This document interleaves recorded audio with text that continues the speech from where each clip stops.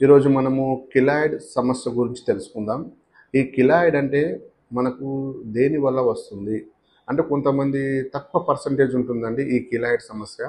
యాక్చువల్‌గా మనకేదైనా ఇంజ్యూరీస్ అయినప్పుడు ఆటోమేటిక్‌గా మన స్కిన్ అనేది హీల్ అయిపోతుంది. అదే దానంతట అదే ఆ స్కిన్ మొత్తం నార్మల్ అయిపోతుంది. కానీ కొంతమంది పర్సన్స్‌లో అది ఎక్కువగా అది ఏమవుతుందంటే హీలింగ్ అనేది ఎక్కువ పెరిగిపోతుంది. ఎక్కువ పెరిగిపోయేసరికి అది ఒక చిన్న గడ్డలాగా మారిపోతుంది. దాన్ని కిలాయిడ్ అంటాం. ఈ లోపలున్న హీలింగ్‌లో ఆ పుండు అనేది అక్కడ మానినప్పుడు అక్కడ అడిపో టిష్యూ అనే కొంచెం టిష్యూ గ్రోత్ అయ్యి ఎక్కువగా బయటకనేది కనిపిస్తుంటదండి. ఇది ఎక్కువగా చెవి భాగాలలో గానీ, ఎక్కువ మన చెస్ట్ భాగాలలో గానీ ఎక్కువగా ఈ కిలాయిడ్ అనేది సమస్య చూస్తాం. మరి ఈ కిలాయిడ్‌కి చాలామంది లేజర్ ఒకటి ఇంజెక్షన్ రూపంలో, స్టెరాయిడ్ ఇంజెక్షన్ రూపంలో ఇచ్చి కొంతమంది తగ్గించుకుంటారు. కొంతమంది ఏం చేస్తుంటారు, కొన్ని మాయిశ్చరైజర్ క్రీమ్స్ గానీ, కెమికల్స్ అట్లాంటివి వాడుకుంటూ మెయింటైన్ చేస్తుంటారు. కానీ దీనికి మన హోమియోపతిలో కూడా కొంచెం మంచి మందులుంటాయండి.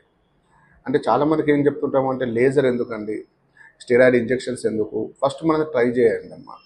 ఎందుకంటే మన దాంట్లో కిలాయిడ్ కరగడానికి, అంటే మనకి ఎక్కడ టిష్యూ గ్రోత్ ఉందో, ఆ టిష్యూ గ్రోత్ తగ్గడానికి కూడా మన దాంట్లో మెడిసిన్స్ ఉంటాయి. కాబట్టి మీరు ఒక్కసారి మీ కిలాయిడ్ ప్రాబ్లం ఉంటే మన వైభవ్ హోమియోపతి క్లినిక్‌కి మీరు ఒకసారి సంప్రదించండి.